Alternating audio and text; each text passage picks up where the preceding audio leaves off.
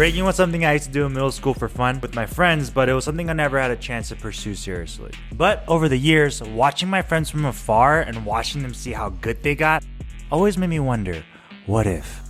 So, after finding out that a mutual friend was throwing a breaking competition in Colombia, I decided to see if I could learn how to break dance just in time to participate in the jam. So, just like any time I wanted to learn something, I went to YouTube and I typed in how to breakdance. But a month isn't a long time, so I brought in some help. This is Jared, one of my best friends, also our creative director, but most in the breaking scene known him as Kojak. I've been mortified, 45, feeling like a Mordecai. I ain't regular, feel like Jordan wearing 45. Luckily for me, he's one of the friends that I started breakdancing with in middle school. But he kept up with me. Oh!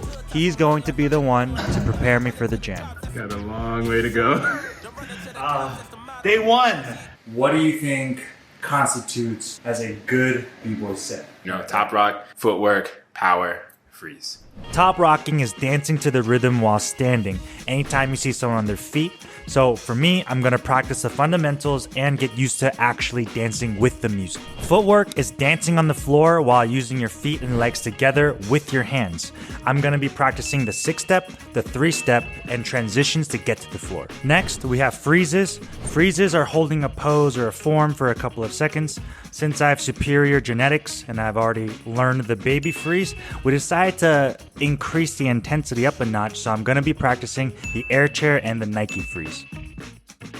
And power. Power are the big dynamic movements of strength, usually spinning around that you see from breakers. I'm gonna be practicing the 1990, which is when you spin on one hand upside down. With our plan intact, I got to work, and I got to training as soon as possible. Okay.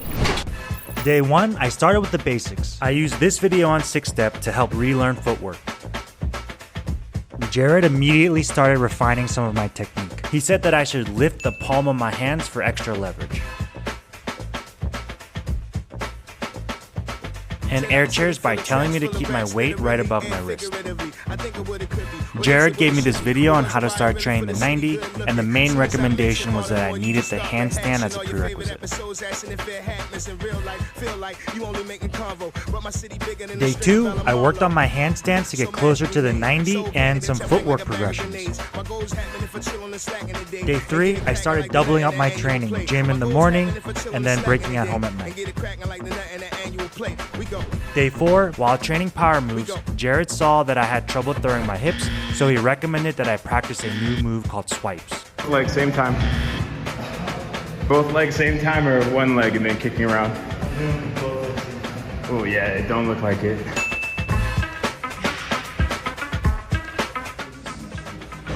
I'm saying this throw is weight.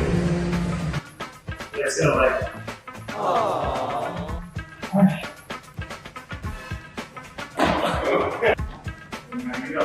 Right away, by following his advice, I made huge progress.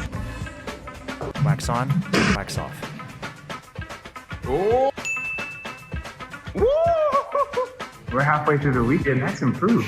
And around day 5, I started seeing some progress. I'm starting to see it. Woo.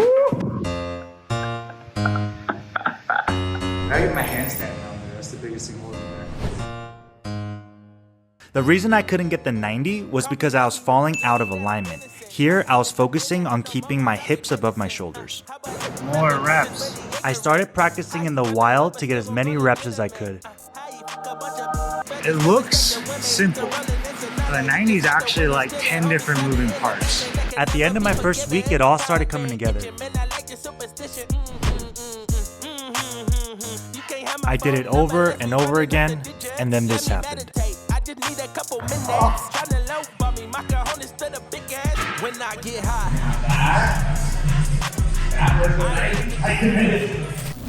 To get in even more practice and even more reps, we decided to clear up the living room space so we could go all out. This gave me the confidence to practice the proper technique and with intention.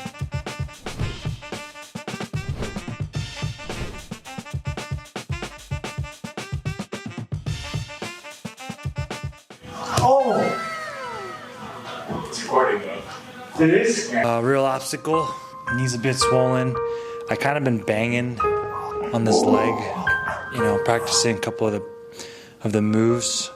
And yeah, it hurts to put pressure on it. Because of the intensity of practice in such a short period of time, my body was really taking a beating, and I was starting to worry that I'd be too hurt to compete at the jam.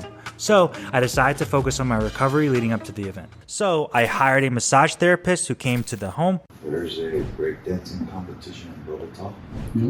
So he challenged me to go breakdance at the competition. I actually didn't challenge him. He challenged himself. Oh, that's a good rock. Meditating my silence. But I keep my pain and rotating my stylus. Brokenness feeling like seeing. Oh my God. Oh, Don't red. Now all the girls go holler. Now all the girls go follow.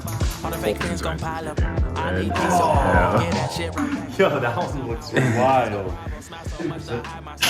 Muchas gracias. Con todo el gusto. Oh, it feels good. And we decided to go to a friend's house to use the ice bath and sauna. Oh, we're at my buddy Kyle's place to do an ice bath. Ice baths have been known to help your muscles like not get sore the next day. Gonna get rid of the soreness, right back into practicing breaking tonight. I can tell you my problems. I can tell you my sins. I can tell you my problems. I'm uncomfortable in my skin. I'm uncomfortable with my ends. I'm uncomfortable with my friends. I'm uncomfortable with my friends. And ice baths for the night. Feeling really good. Muscles feel relaxed. Like Reba said, I've been super sore from doing 2-a-days, lifting in the morning and breaking at night.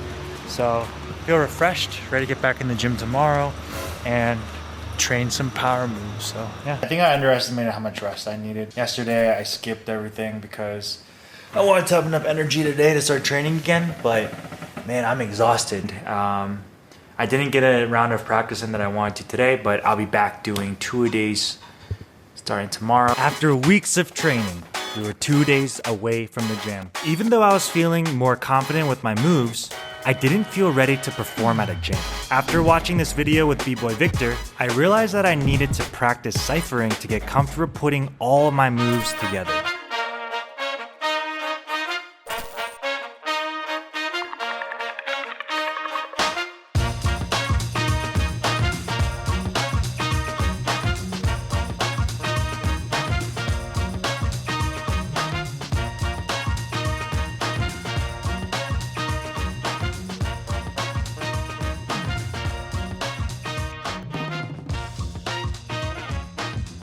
After the cipher, I was feeling pretty good. Now it was time to go to Bogota. To Bogota we went.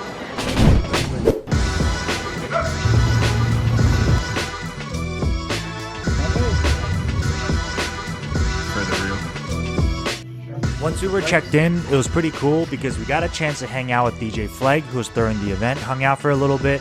He told us what the jam was going to be like and what his excursions around South America was like. After socializing, I made sure to get a stretch before I went to bed, so I was limber and ready for the jam the next day. So the biggest things right now is we've been drilling the 1990. So that's the one thing I want to make sure I want to be able to hit at the competition. All we can do now is hope that the work that I put in shows up. We out. We're at a colegio, kind of in the cut. Here I am. Not going through a midlife crisis, breakdancing in the middle of nowhere. It's gonna be awesome. I honestly had no idea what to expect since it was my first jam. So as soon as I started seeing some of the b-boys warm up, the fear started to set in. Once I was officially registered, a little voice in my head started to ask me, what am I doing here? It's all good. Here, have fun. The jam structure was very simple. The prelims are split up into 3 separate main ciphers. Judges will be roaming around to hand select the top 16 for each of the pools. Your job? Impress the judges. There was just one problem. I've never bowled anyone before, or ciphered, and I suck at breaking. There was a lot of problems. The longer I waited, the harder and harder it got to go in. I kept holding myself back. I kept waiting for the right opportunity. And I just kept looking around for a chance to go. The longer I waited, the louder the voice in my head got as well. It only got worse and I started to lose confidence. I told myself to shut the fuck up. I started to focus on the process and not the results. The results. I started just remembering why I was actually here and all the times that Jared and I used to have fun dancing as kids. I started to get out of my head. I started to enjoy the music. I started dancing a little bit and I told myself, no matter what, I'm just gonna go next. Motherfucker, I've been mortified, fortified, feeling like a Mordecai. I ain't regular, feel like Jordan wearing 45. Traumatized, victimized, seen some of my die. Knock you off a base with a bat when them. Even though I was brand new, every single person gave me props for dancing. Even though we were at a breaking competition, I was once again reminded that everyone was here to just have fun and really just express themselves. Breaking is a form of art and an opportunity to express what you do. This challenge wasn't about winning the jam. Learning how to breakdance again wasn't about the competition. It was about reconnecting with an old passion, having fun dancing with a friend, experiencing the culture in another country, and most importantly, challenging myself to overcome a fear. I accomplished all of those things. I accomplished all of those things, you little bitch. Every single b-boy there welcomed me with open arms, so shout out to DJ FLEG and the King of What event, so that was awesome. I went for every single move that I practiced throughout the week, so that was awesome. I'm really glad I kind of drilled the sets though, because you know, even at a certain point where I was sort of get lost in terms of what I wanted to do, kind of I guess the muscle memory sort of took over. A lot of fun, guys. That's what this is all about. Definitely would do it again. If you're interested in breaking, I highly recommend it. The community is amazing. And yeah, that's it. He did good. What you're saying is that I could be a breaker. No.